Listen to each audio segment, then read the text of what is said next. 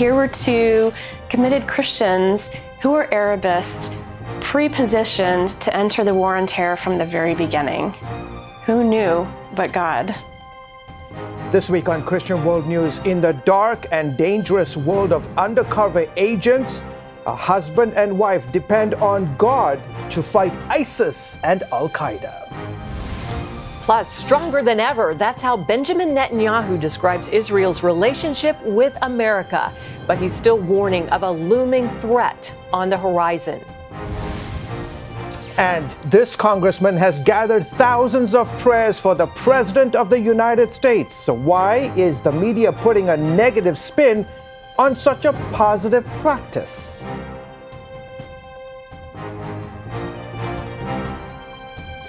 Hello, everyone. Welcome to this week's edition of Christian World News. I'm George Thomas. And I'm Wendy Griffith. Good to be with you. Well, she's a former CIA officer who infiltrated ISIS and led an amazing escape mission. Now she writes about her covert life in the new book, Breaking Cover. CBN's national security correspondent Eric Rosales talked with Michelle Rigby Assad about how her faith led her to become a highly skilled agent.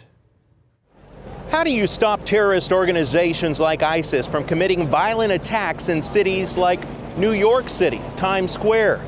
You have to go undercover, infiltrate them, learn how they think and act. And that's what Michelle Rigby Assad did for the CIA. I spent 10 years as an undercover counterterrorism officer in the CIA. And because my expertise is in the Arab world, the majority of my career was spent in the Middle East region. That meant Assad and her team, often including her husband, a fellow agent named Joseph, worked against the likes of Al-Qaeda and ISIS. What's it like to work with these guys side by side? Well, it is fascinating. The best schooling in terrorism a person can get is being in front of those guys like that, which going to Iraq for our tour, we're allowed to say that that I and my husband served in Baghdad for a year. We got to interact with those sources and really get to know what they were thinking and where they're coming from. And what made them tick? What made them tick? Right, exactly.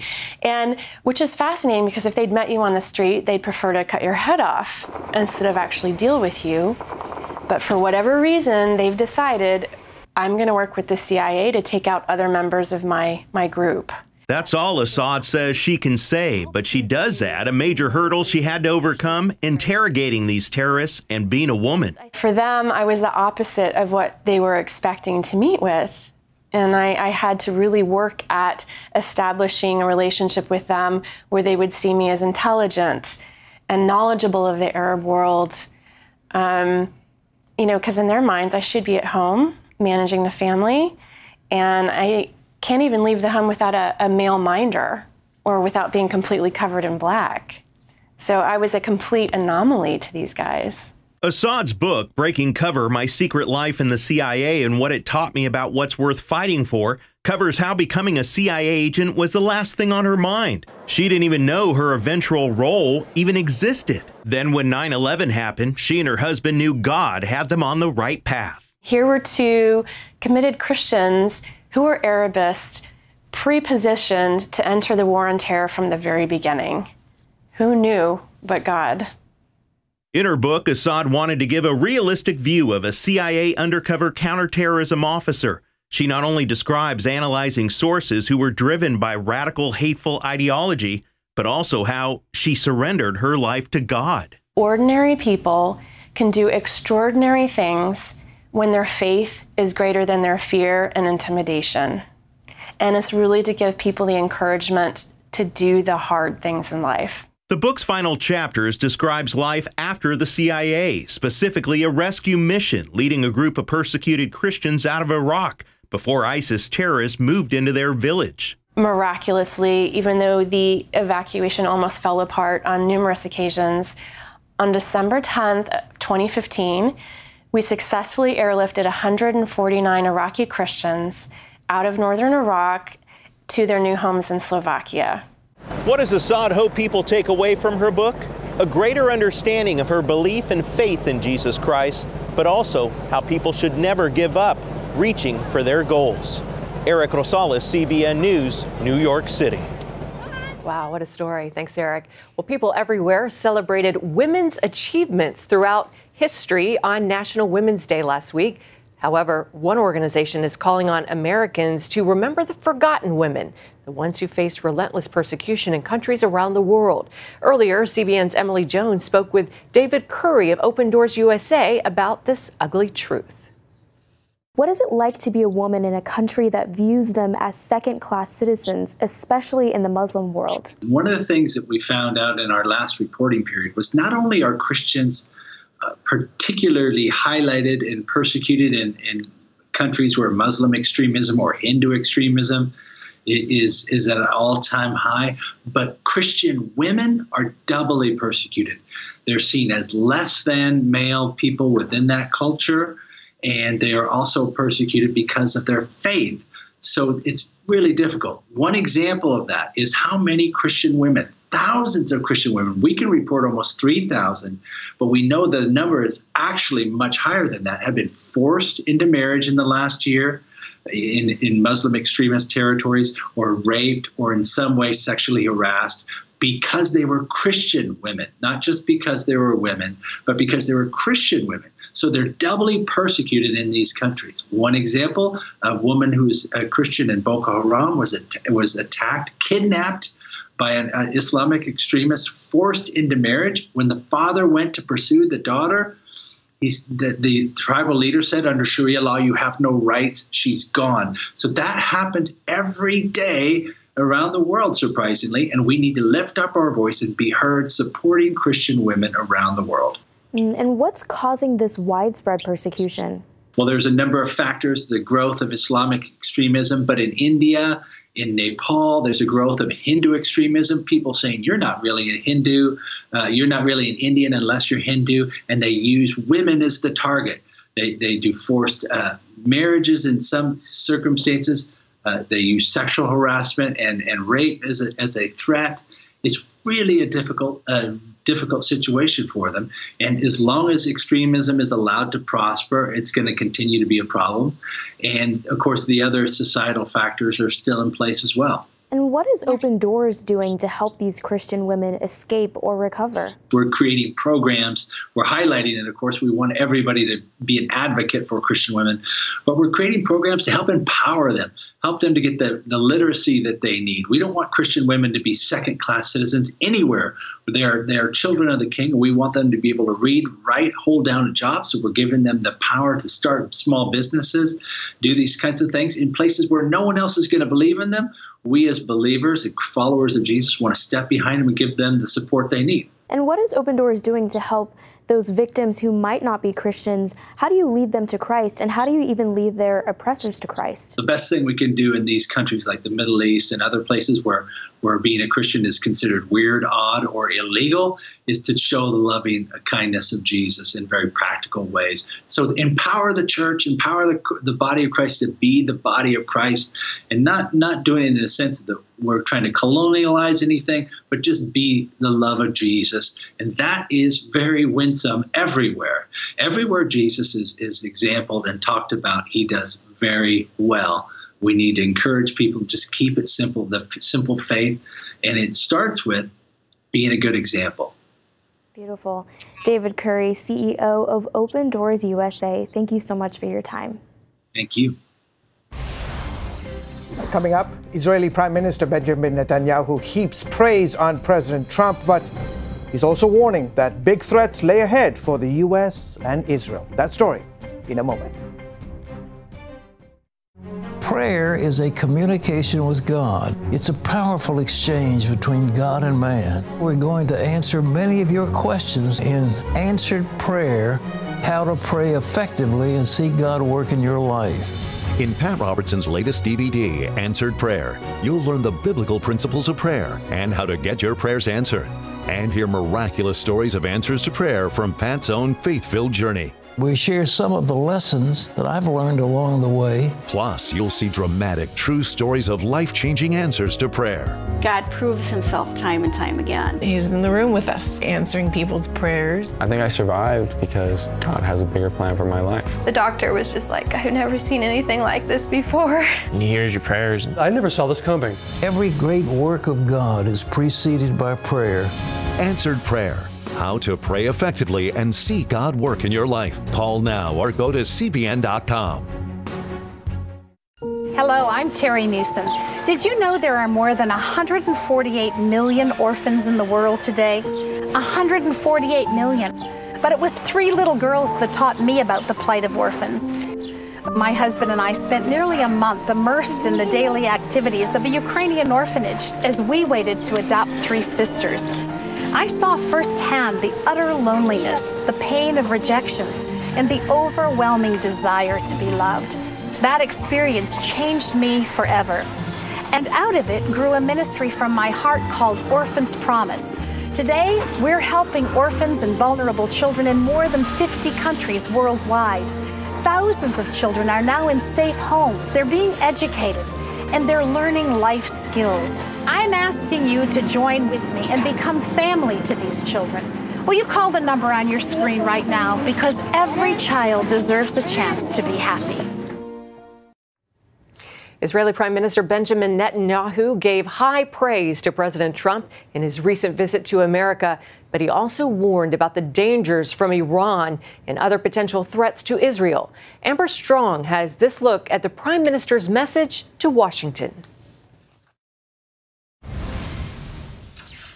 Israeli Prime Minister Benjamin Netanyahu is pretty happy with President Trump and wasted no time telling the pro-Israel crowd at the AIPAC policy conference. It's especially great to be in America's capital now that he has recognized Jerusalem as Israel's capital. Fresh off of Monday's Oval Office meeting, Netanyahu made it very clear that his relationship with this White House was stronger than ever. We appreciate the efforts of President Trump's superb team. Thank you all for your hard work for peace. When it comes to the state of Israel, Netanyahu got right to it, breaking down what he calls the good, bad, and beautiful facing the country. The good, Israeli technology and defense, like their famous Iron Dome, which he says is due in part to U.S. support. Thank you, Congress, Republicans and Democrats alike. He also called out those who don't back Israel, specifically supporters of the boycott, divestment, and sanctions movement known as BDS. Pretty soon, the countries that don't have relations with us, they're going to be isolated. But what about the bad? Netanyahu pointed straight to one place. We must stop Iran. We will stop Iran. He condemned President Obama's 2015 Iran nuclear agreement and said Iran, along with surrounding nations, are looking for ways to attack. Last week we read in the book of Esther about an earlier Persian attempt to exterminate our people. They failed then, they'll fail now. Netanyahu's list didn't include his mounting legal troubles. On Monday, a former top aide agreed to turn state's evidence against the prime minister in a potential bribery charge. Instead, Netanyahu focused on what he calls the beautiful U.S.-Israel relations, especially when it comes to pro-Israel legislation. Israel hopes that the passage of the Taylor Force Act will make clear to President Abbas that America has zero tolerance for terror. That call for congressional support was clear at AIPAC, with congressmen from both sides of the aisle vowing to back the Jewish state. The security of the United States is strong when our bond with Israel is strong. But while there may be bipartisan support on Capitol Hill, Senator Marco Rubio says it's a different story in the classroom.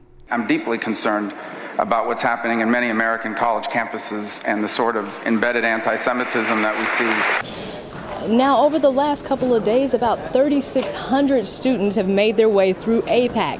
And that's exactly what organizers say they want to see, a future built on a solid foundation of U.S.-Israel relations. Amber Strong, CBN News, Washington. Thank you, Amber. The Trump administration says it will move the U.S. embassy from Tel Aviv to Jerusalem in May to coincide with Israel's 70th anniversary celebration. That is very good news for the man you are about to meet. David Parsons of the International Christian Embassy, Jerusalem, has been working to see that happen for more than 20 years. Earlier, my colleague Gary Lane spoke with him about it. Not many Americans know that there was actually a law that was passed in 1995. You were responsible for the first draft. Tell us about it. The Gingrich Congress had just come in early 1995, and it was the first time the Republicans had control of the House of Representatives in about 40 years. It was in the midst of the Oslo process. We felt Christians in particular should speak up and to guard Jerusalem from the Palestinian Authority. The PLO wanted to have a say there. We felt much more comfortable with the way Israel has kept Jerusalem as a house of prayer for all peoples. They've got a good track record on it. So I did a draft of a bill to move our embassy from Tel Aviv to Jerusalem. The bill got changed by the time it got through Congress. The presidential waiver added, delay after delay for 23 years now. But President Trump is doing in the order that we originally set out in our initial draft. Why did you feel it was necessary to move the embassy from Tel Aviv to Jerusalem? Well, it's symbolic, recognizing the 3,000, even 4,000-year-old Jewish claim and connection to Jerusalem. But there's also substance to it in that the Palestinians have denied any Jewish connection to Jerusalem or the Temple Mount. And we wanted to affirm that. And the wisdom of that bill was shown just a few months later. It passed finally in October of '95. In December of that year, Arafat took over Bethlehem for the first time, and when if you were visiting Manger Square that Christmas season, you were not told about the connection between the birth of Jesus in this site. You were handed official PA paper documents that said that the Western Wall in Jerusalem was an exclusively Muslim site. So, tampering with history and such, we need to stand for truth that God attached the Jews to Jerusalem, even to this day, for a redemptive purpose. Trump is finally doing it. Why? What do you think influenced the decision for him? Well, other presidents have promised to do it, and once they get in the White House, they get all these briefings that the Arabs are going to be very upset. The whole region will explode. And he's the first one who tested these threats of mayhem and violence. And there were some protests, but it did not turn out as bad as many thought. And I think it just shows maybe they were just trying to intimidate us all along. And I think even now the Palestinian Authority and Hamas are desperate to try and stir the Arab street against these embassies coming back. But there's just not enough momentum, and the whole region is in political chaos still. Now, a recent story in the Washington Post reports that Christians are playing a big role in helping Jews around the world return to Israel. And your group, the ICEJ, is mentioned. Tell us, what do you do to help Jews make Aliyah? We've been assisting Jews return to Israel from all around the world since we were founded in 1980. We already had people, even in the 70s, helping Jews who could come out through Vienna, through Hungary and Austria. That was the only way out before the fall of communism. But once Soviet communism fell, we've helped over 140,000 Jews make Aliyah to Israel. Wow. We helped around 3,000 last year, and there are other Christian ministries do this, but we do it because we believe it's the hand of God that hero nations, he who scattered Israel, will gather them. And there's an invitation in Isaiah. God says, I'll beckon to the Gentiles. They will carry you home on their shoulders and in their arms. We're invited to play a role in this positive side of Bible prophecy, the restoration of Israel. So that's why it's so important to Christians to see the Jews come back to their homeland. And it's exciting. I've been at the airport welcoming B'nai Menashe from Northeast India, Ethiopian Jews, Ukrainian Jews escaping the civil war there, Russian Jews, of course, even French Jews, flights that we sponsored, and it never gets old. There's such an excitement, starting over, your life over in the land that belonged to your ancestors many generations ago. It's a real faith step because Israel has 150, 200,000 rockets pointed at it. And I think everyone who moves there, whether they're secular or religious, God honors that step of faith. And he says, I'm going to plant him in the land with all my heart and all my soul. Amen. Well, still ahead, thousands of Christians are sending their prayers to the White House. The president and vice president love it. So why is the media down on it? Find out after this. Parents, the Superbook Bible app is a great way to get your child reading the Bible, because in today's busy world, we can use some help. The free Superbook Bible app has fun stuff your kids will love. They'll have a blast learning the Bible, playing great games, Did you win? watching cool videos, discovering heroes in the Bible. They'll have fun while they learn God's Word. The Superbook Kids Bible app, available now. Life. It's meant to be lived fully. Jesus said it. I came to give you life. Life to the fullest. Life in your family. Life in your finances. Life in your body, mind, and spirit. Life in your everyday.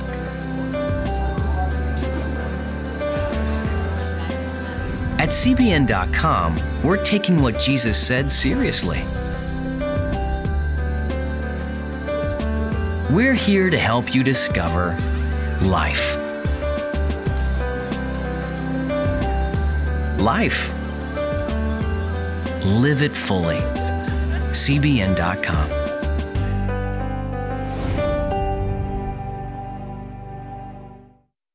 All of a sudden, everything starts to let go. The ledge and everything. Right when I realized that I was buried, I knew I was going to die. So I just cried out to God, said, God, what do I do? And I heard him just as loud as you're talking to me, go find your brother. See miraculous stories like this in Answered Prayer. Pat Robertson's latest teaching uncovers the keys to help you get results, break down barriers, and build dynamic faith to receive your answered prayer. Available now. Welcome back to Christian World News. After he was elected, President Trump told us here at CBN News he recognizes his need for God more than ever.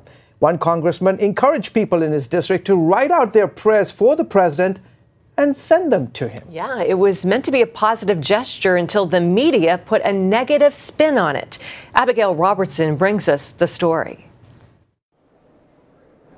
Congressman Mike Boss didn't like what he was seeing in our country in the beginning of 2017. Protests were happening more often, and many well-known people made it clear they did not support the new administration. So his wife had an idea. They should collect thoughts and prayers to send to the new president. We thought maybe we'd get 30, whatever. It came back, there were hundreds. People from age 5 to almost 100 wrote the president. The boss read through all of them to make sure only uplifting messages made it through. There was a 90-year-old woman who on it said, I've never written to a president, but I'm depending on you, and I'm praying for you every day that, you know, that you'll straighten this country out, and it needs it so bad. Boss had the letters delivered to the White House and had no idea if they'd be read or not. Then, a few months later, he found himself in the Oval Office with the president. He all of a sudden turned at me and he goes, bossed, prayer cards.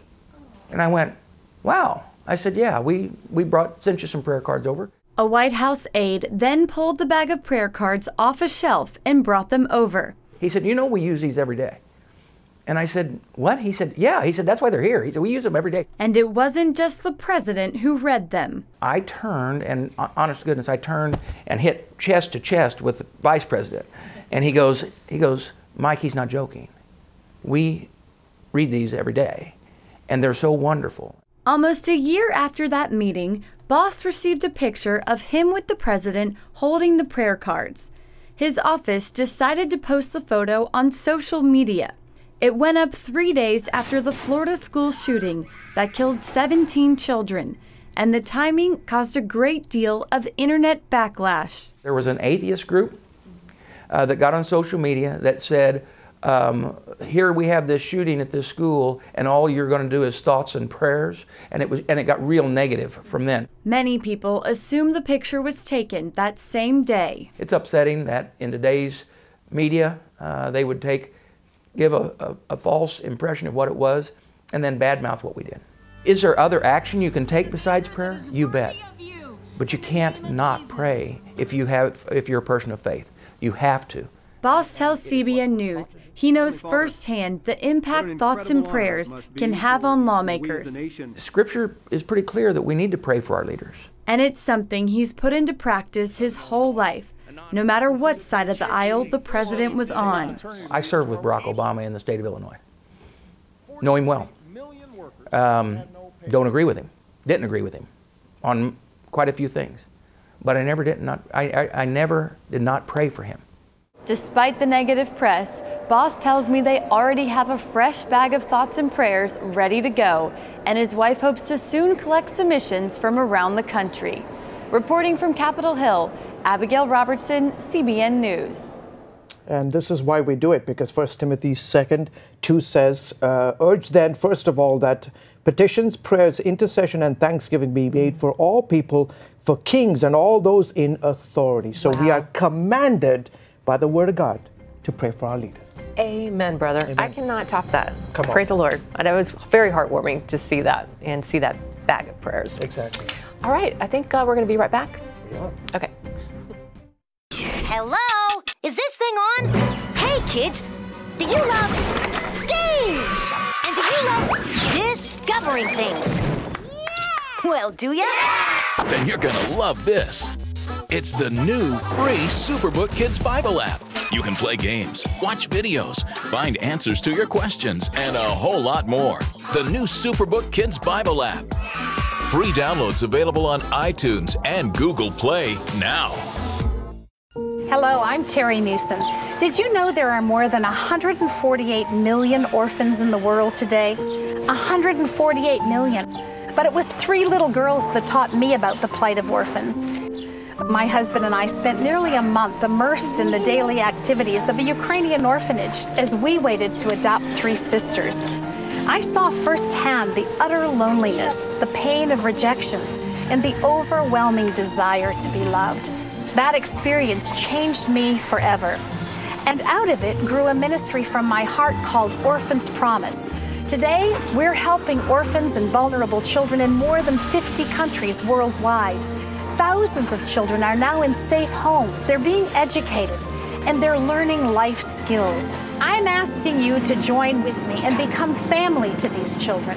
Will you call the number on your screen right now? Because every child deserves a chance to be happy.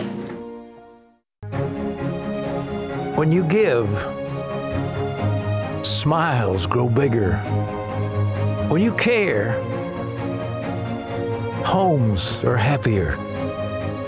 When you comfort, the hurt goes away.